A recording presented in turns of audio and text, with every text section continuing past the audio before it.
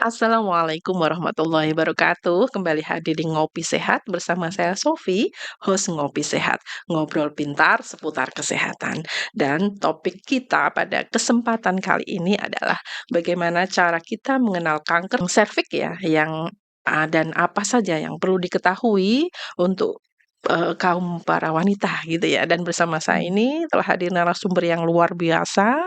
Beliau keren ya, masih muda tentunya, dan cantik juga ya. Beliau adalah dokter dari Puskesmas Gajah Satu, Dokter Fathul Karimah.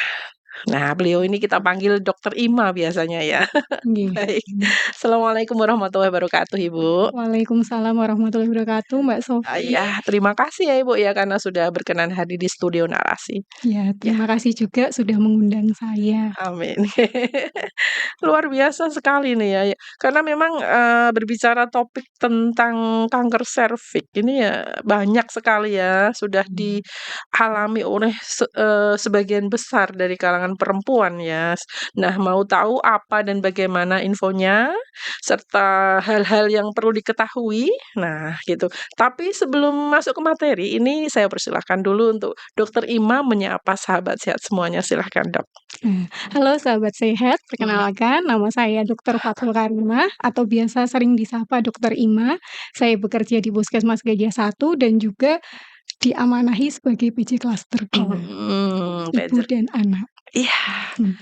udah masih muda, tapi udah diamanahi klaster 2 ya? Hampir 30 tahun, Bu, sudah tua. Masya Allah, 30 tahun, tapi berarti ini luar biasa sekali nih ya. Berarti nggak salah dong kita ngundang Dokter Ima Ya ini? semoga saja tidak salah Oh ya, Bu. iya, iya iya iya. Nah ini berbicara tentang kanker serviks ini ya Dok ya. Jadi, apa itu ya yang namanya kanker serviks yang mungkin sudah banyak masyarakat yang kena gitu ya? Seperti apa ini Mhm. gambarannya? Yang perlu kita ketahui, pertama itu kanker serviks. Kalau dengar Mhm, kata kanker tuh mhm. kayaknya horor banget Horor ya, ya? kayak, wah ini Wah ini parah sudah banget nih, wah gimana ini masih bisa hidup lama atau enggak gitu nah, kan. Yang perlu kita ketahui kanker serviks itu kanker yang mhm, ada tumbuh pada bawah rahim atau biasa disebut leher rahim kalau dalam bahasa medisnya serviks. mmm, Itu kankernya dia tumbuh kalau sel-selnya tumbuh tidak normal dan menjadi ganas. mhm, Yang perlu kita ketahui, kanker mhm, serviks ini itu dia tidak instan, Bu Sofi. mhm mhm.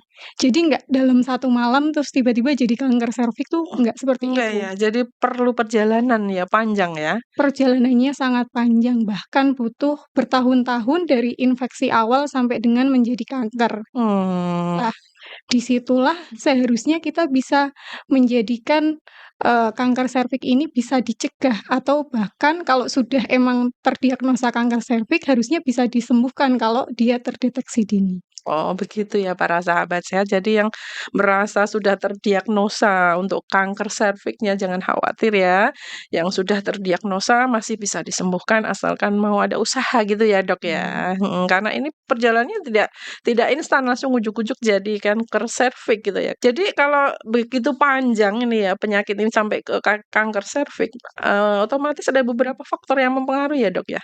Iya, Mhm, kira-kira un apa saja ya, Dok, ya, untuk faktor yang mempengaruhi terjadinya kanker serviks ini?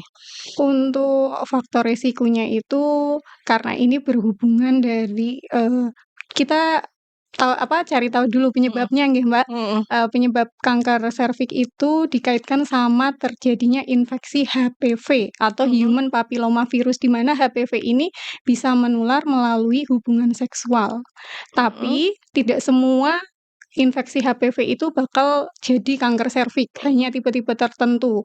Jadi mhm, cuma tipe yang 16 sama 18 yang dia, bakal jadi kanker serviks. mhm, Jadi, orang-orang yang aktif secara seksual itu mhm, rata-rata pasti pernah terinfeksi HPV, tapi mhm. kan belum tentu HPV yang bakal jadi kanker Kanker serviks serviks ya, itu. artinya tidak yang jenis yang 16 dan 18 itu ya, Dok, ya? Iya, Mhm, hanya tipe 16 dan 18 saja mhm, yang, berisiko tinggi mhm, untuk menjadi kanker serviks. mhm. Selain itu, Dok? Untuk faktor risiko lain Mhm, mungkin, orang yang aktivitas seksual secara, gonta-ganti pasangan. Artinya nggak setia dong ini. Ya, tidak setia. Kemudian Kalau juga punya suami banyak, istri banyak, itu juga mungkin berisiko ya, mmm, karena kan bergonta-ganti pasangan. kok istri banyak ya, Mas, ya? Artinya yang kanker serviks ini kan perempuan ya, Iya, berarti, kalau harusnya suami harusnya satu ya, iya. cuman dia mungkin, eee, Mungkin ada suaminya selingkuh, ada ini. iya, mungkin suaminya seorang pelaut yang Mhm, mungkin pulangnya setahun sekali, terus mungkin yang status pernikahannya LDM. Jadi kan mhm, ya gimana ya, ini bukan sesuatu yang tabu, tapi kebutuhan, seksual itu seksual adalah secara kebutuhan biologis, biologis. mhm, Jadi, laki-laki itu kan, sama halnya kayak makan, kita pasti mhm, butuh makan. Jadi kadang mereka mencari jalan pintas mhm, karena istrinya jauh, mhm. jadi si laki-laki ini ya mungkin, eee, dalam tanda kutip "jajan" gitu. Kalau itu pelaut yang oknum ya, Dok, ya, Heeh, tentunya ya, jangan karena tidak tidak semua pelaut semua seperti iya, itu ya. Artinya memang dikembalikan lagi ke masing-masing masih pribadi. pribadi, seperti itu. Selain itu, Dok, selain yang, seksualnya aktif, terus apa lagi ya ini ya tadi? Di faktor risikonya Mmm, bisa juga kebiasaan yang merokok, tuh, merokok juga, Dok?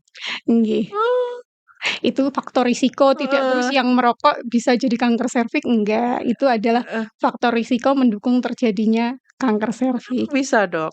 Ya karena kalau, kita tahu bahwa merokok itu kan maupun yang Banyak aktif atau pasif itu kan pasti ada, eee sisa-sisa residu ya iya, untuk racun ya? iya ada racun di dalam Mhm, tubuh. Kemudian selain itu juga, sistem imun yang kurang seperti penderita HIV itu juga risiko untuk terjadinya kanker serviks juga lebih tinggi. lebih besar.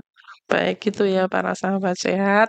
Jadi beberapa faktor yang mungkin mempengaruhi terjadinya kanker serviks ini yang pertama adalah tadi ya, yang memiliki seksual aktif ya. Dan ini semua orang yang memiliki seksual aktif ya, Dok, ya? Tapi tidak semua yang, seksual aktif yang, punya risiko untuk terkena. Orang yang sudah pernah sekali berhubungan itu juga punya faktor risiko untuk Mhm, terjadinya kanker iya serviks. tapi karena tadi mungkin karena, virusnya bukan yang 16 dan 18 ya gitu. Gitu para sahabat sehat untuk faktor-faktor yang mungkin, terjadinya kanker ini. Kemudian, gejalanya seperti apa ini, Dok? Dan kenapa sering terlambat ini? Seringkali kan kita sudah temui ini sudah stadium berapa gitu ya, Iya, sudah si ini didiagnosa kanker serviks sudah stadium 4 dan lain sebagainya gitu kan. iya. Artinya itu terjadi keterlambatan penanganan dong, Iya, begitu.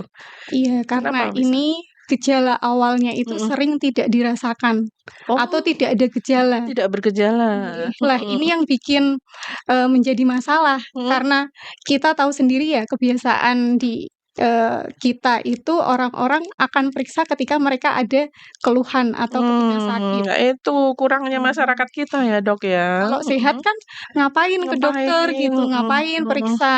Padahal Jadi di situlah, kita harus lebih mengedukasi mhm, para sahabat sehat di rumah mhm, mhm, untuk dilakukan deteksi atau screening mhm, gitu. Jadi, karena, ini gejalanya tidak ada atau tidak dirasakan ketika awal, mhm.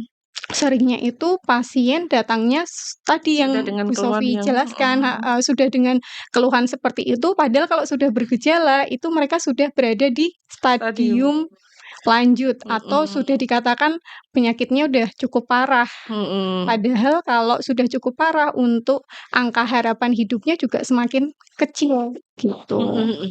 Gejalanya biasanya itu datang dengan keluhan, Mhm, keputihan yang berbau, mhm, atau warnanya sudah tidak, normal, kemudian perdarahan di luar siklus mens. mhm. Artinya tidak ada keteraturan mens gitu ya, Iya. Dok, ya? Jadi kalau ketika misalnya iya namanya mens itu kan, umumnya 1 bulan 1 bulan sekali. sekali. Kalau misalnya mensnya kok tidak teratur atau Mhm, mungkin, sering tidak mens sampai bertahun-tahun, bisa mhm, diperiksakan. mhm, mhm, mhm, Kemudian selain gejala tadi itu ada juga, timbul rasa nyeri ketika berhubungan intim mhm, atau bahkan, terdapat nyeri panggul ataupun punggung belakang. mmm. Begitu para sahabat sehat ya, jadi yang merasa ada keluhan seperti yang sudah disebutkan oleh Dokter Ima tadi, tolong ya segera respon. Setidaknya kita lakukan cek kesehatan secara rutin ya, Dok, ya. Karena memang seperti yang digembar-gemborkan ya, germas dan sebagainya itu kan memang salah satunya kayak cerdik juga ya, cek Iya. kesehatan secara berkala, itu tidak harus menunggu ada gejala dulu, tetapi ayolah kita care dengan diri kita sendiri sebelum terlambat, gitu ya, Dok, Iya, ya. benar sekali, Bu Sufi.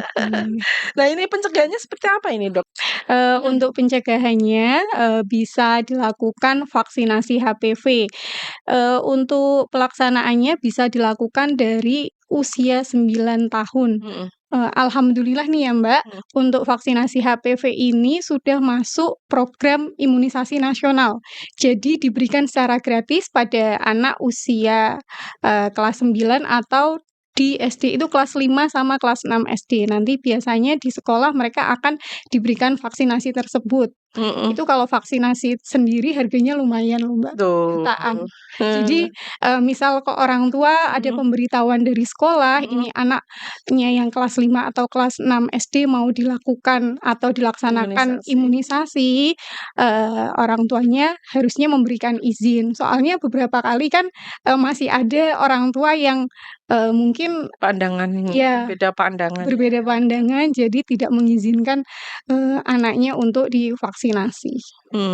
Tuh begitu para sahabat sehat. Jadi langkah awal yang memang perhatian pemerintah itu sangat care sekali terhadap masyarakatnya, terutama dengan, kanker serviks ini ya. Ini, pencegahan dininya ya dengan cara memberikan, imunisasi yang sudah berlangsung ya ini ya, Dok, ya, bisa diberikan di sekolah-sekolah, terutama untuk kelas 5 dan 6 SD dan juga kelas 9 ya, Dok, ya. Kalau kelas 9 berarti Kalau yang kelas SMP 9 ya? itu kemarin sih sudah pelaksanaan, tapi yang sudah pasti berjalan yang kelas 5 sama kelas 6. Kalau yang Mmm. kelas 9 itu kan booster ya, yang Booster-nya. wajib yang kelas 4 dan 5. Artinya kalau Biasanya diulang lagi di kelas 9. iya, booster itu pengulangan ya para sahabat ya. Jadi begitu, itu harganya sangat mahal kalau mau beli sendiri ya, daripada beli ngapain, nah Mmm. kan ada yang gratis. Iya. Dan itu untuk masa depan anak-anak kita semua ya. Jadi jangan pernah beranggapan bahwa pemberian imunisasi itu akan membahayakan untuk putra-putri kita, justru akan melindungi dari penyakit kanker serviks. Terus ini banyak sekali nih, Dok, pembahas tentang kanker serviks ini, banyak beredar mitos dan juga apa ya, fakta ya. Mungkin mitos dan fakta terkait dengan kanker serviks ini seperti apa ya, Dok, ya? Oh, kalau yang Mhm. saya sering dengar itu oh iya tadi mungkin belum disampaikan ya, kalau Mhm. untuk, pemeriksaan terkait kanker serviks itu Mhm. ada pemeriksaan yang utama itu ada Mhm. 2, Pap Oh. smear sama IVA. Mhm. Lah Pap smear sama IVA ini kan mungkin pemeriksaannya kurang nyaman ya, Karena karena harus harus posisi seperti orang mau melahirkan atau, mhm. dibuka yang mungkin orang-orang itu malu kalau Mhm. dilakukan pemeriksaan Karena itu. area terlarang ya, Dok, ya? Iya. Lah, kalau Pap smear ini biasanya dilakukan di usia 21 tahun sampai dengan 65 tahun. Mhm. Idealnya diperiksa setiap 3 tahun sekali. Mmm. Sedangkan kalau IVA ini untuk di daerah-daerah yang fasilitas terbatas itu Mhm. biasanya dilakukan IVA, Heeh. inspeksi visual dengan menggunakan asam asetat. Itu insya Allah di semua puskesmas Demak kayaknya sudah bisa melaksanakan ya. Melaksanakan Heeh. untuk pemeriksaan IVA ini Tapi ya? pengunjungnya masih Nah sedikit. itu, karena butuh kesadaran, Dok. Dan Iya artinya memang harus butuh edukasi banyak ke masyarakat ya. iya Salah satunya itu ini, Dok, iya, kayak kita semoga ada setelah di podcast ini ya. Iya, semoga setelah podcast ini, Heeh. wanita-wanita di luar sana sadar diri, kemudian melaksanakan pemeriksaan IVA di puskesmas masing-masing yang Mhm. terdekat, gitu. Artinya tadi dikatakan oleh Dokter Ima itu tadi untuk pemeriksaan IVA maupun Pap smear itu kan dilakukan dengan membuka area yang Mhm. terlarang kemudian tapi harus yang sudah menikah ya, Dok, ya? Kalau misalnya usia 21 belum menikah, itu boleh nggak sih melakukan pemeriksaan gitu? Kan Boleh-boleh harus saja. diobok-obok gitu. Sekarang nyun sewu ya, Iya, jadi kadang, belum nikah tapi ternyata maaf nih, ternyata sudah pernah berhubungan. berhubungan, gitu. Beda ya? Banyak. Oh, banyak. Kerusakan zaman. Iya, mungkin, Heeh, bisa lebih dijaga mhm. anak perempuan sekarang. Iya, kalau anak perempuan itu kalau sudah, apa ya, sudah terjadi itu kan ada bekasnya ya, Dok, ya. Tapi Iya kalau laki-laki memang enggak ya, iya, enggak bisa terlihat melarikan ya, diri. melarikan diri. Kalau perempuan udah mahkotanya kalau sudah rusak ya sudah, harga dirinya kemana itu. Iya, apalagi sampai terjadi Mhm, kehamilan yang tidak tidak diinginkan. diinginkan, seperti itu.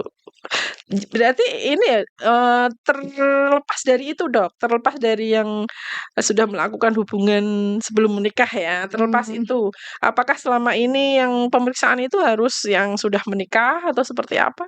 eee, sebaiknya ya yang sudah aktif secara seksual. Yang Mhm, paling penting kalau yang dia belum aktif secara mhm, seksual itu yang paling penting tadi, vaksinasi HPV. mhm. Kalau emang dia tidak pernah melakukan hubungan seksual, untuk pemeriksaan IVA dan Pap smear ya belum dululah, nggak Belum apa-apa. dulu ya gitu kalau kalau saya kok bisa kembali ke masa yang lalu mungkin saya pengen ya, pengen diimunisasi itu karena Oh, zaman dulu saya belum ada ya, Dok, ya. untuk jenengan masih bisa, jenengan kan masih Bukan masuk oh, waktu kecil dulu itu loh yang gratis iya. itu loh, mhm, mhm, mhm.